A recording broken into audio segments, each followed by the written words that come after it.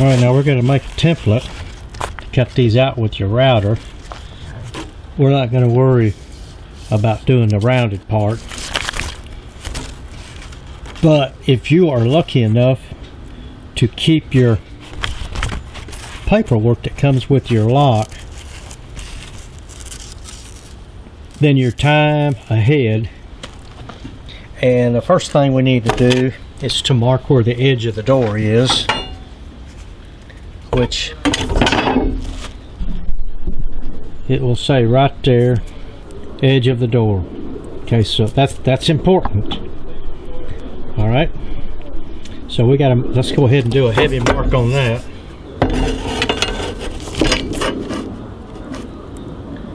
Now all these measurements they have sent are really pretty darn precise, so you need to be very careful. You follow these things pretty much exactly. Now from the edge of the door, I wish it gave this number here. Let's just see how accurate this thing is. It's pretty much right on the money. Okay, so to the edge of this, from the edge of the door, is 1.25 inches. Alright, so we need to make our first cut on our piece of plywood, 1.25 inches, and it needs to be about 6 3/8, so we'll do 7 inches long. Give or take 6 3/4, 7 inches. But anyway, we got to make the long cuts first. One thing I want you to be aware of when you're using a table saw is that this is not the norm.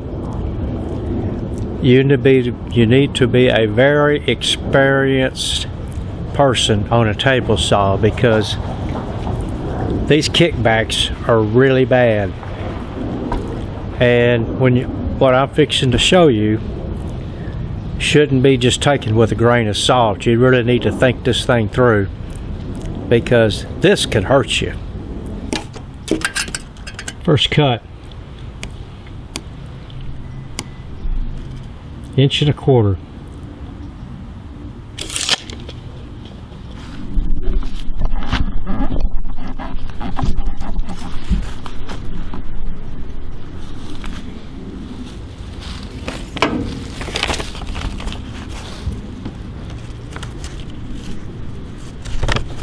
Okay, that's this part right here. We're coming to right there. We're going to start right there. 1.25 inches. Double check everything. Yep, 1.25 inches. Okay, now we need to mark about 7 inches, and we want to try to stay to about the center. We'll try to stay to about the center of the plywood. So I'm going to do, say, from here to 7 inches. So we're going to work in that area right there.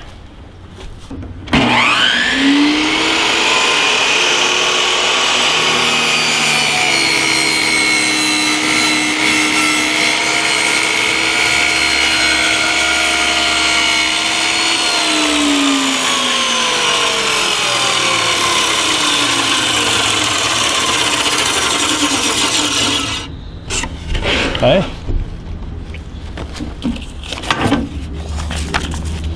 That's our first cut. We need this overall cut here, which is, should be 1.75 inches, and it is. So, okay, we'll do 1.75 inches. We need to come over 1.75 inches.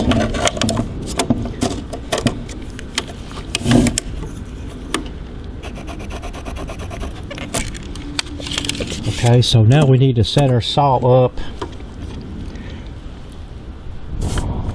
See, we got to come to this mark right here. We got this 1.25 inches and 5/16. We need to make this 1.25 inches. Let's see what I did wrong. Yeah. Okay. We need to fix this right now, because that will make a big difference.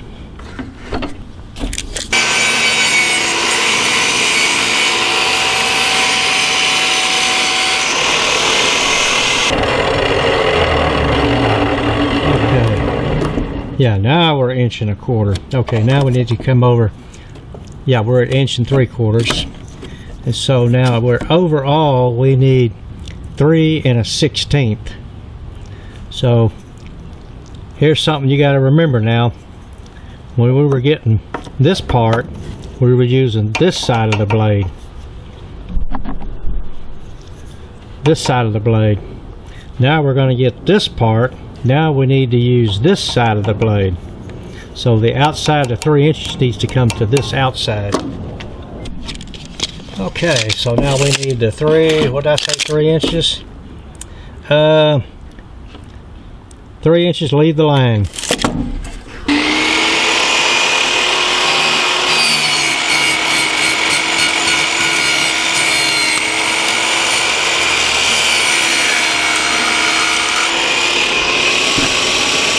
Well, I think I need to go back to tape measure school.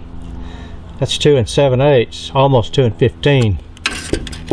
And that's what this is. Okay. Let's move it over to 3 inches. Okay, 3 inches heavy. Alright. Oh yeah, 3 inches, leave the line. Alright, now we got to get the two little short cross cuts, and we're going to have to do that with a regular skill saw. And I've got a small blade.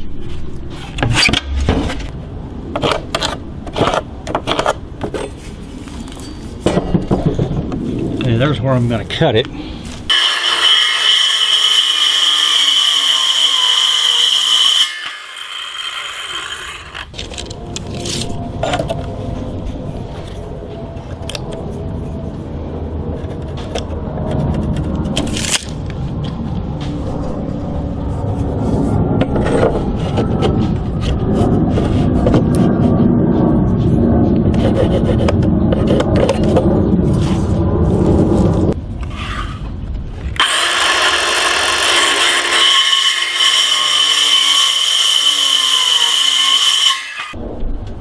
That's 6 3/8 on the money.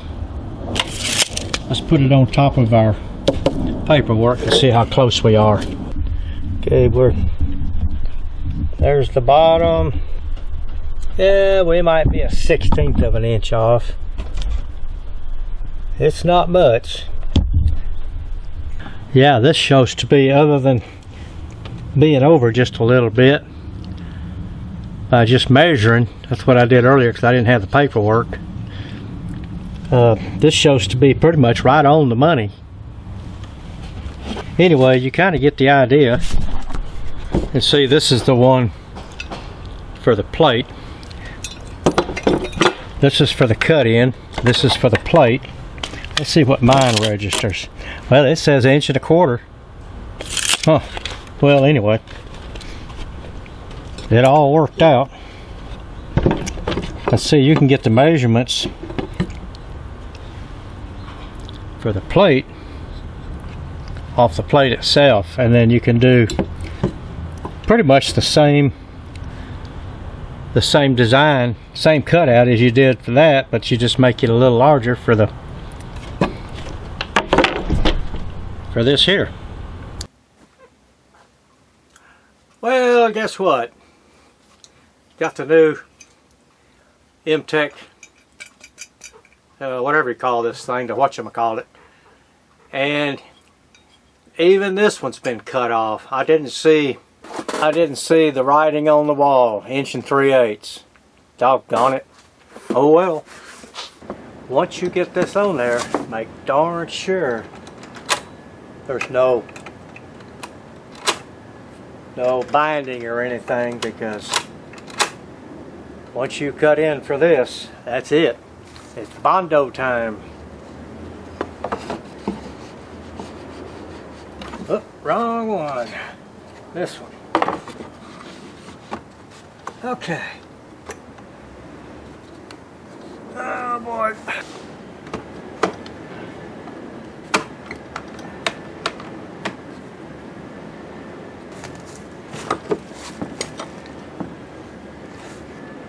Alrighty. We'll take this off, and then we're going to run a router, and then we'll have everything set to where it'll sit flush with the door. Now we'll have to put it on again for the other side, but for now we're just going to do the one side because the other side is all tore up anyway. The same thing's going to happen to the other side. It's going to happen to this side. Just you want to make sure that when you put it back together, everything works smoothly with no binding. Okay, this router here is set up strictly for door hinges. I don't use it for anything else. It stays set up to where I never have to move it. And this works with a piece of 3/4 inch plywood. That's a 5/8 overall bit. Got 2 bearings in case I need to go a little deeper for whatever reason. But for everything, it's set for 1/8 of an inch. All right, we're ready for this one.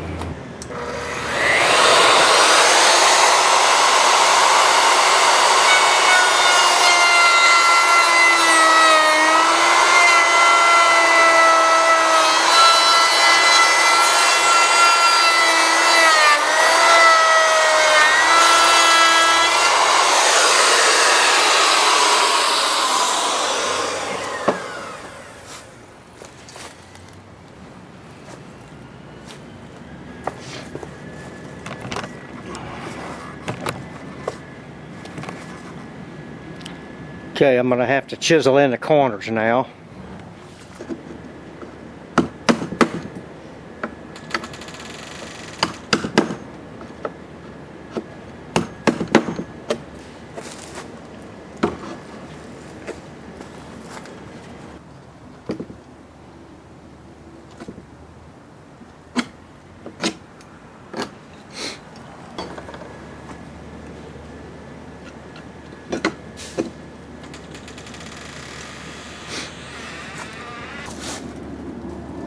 Okay, you can see it's sitting flush with the door. Before it was sitting there, but now it's sitting flush with the door.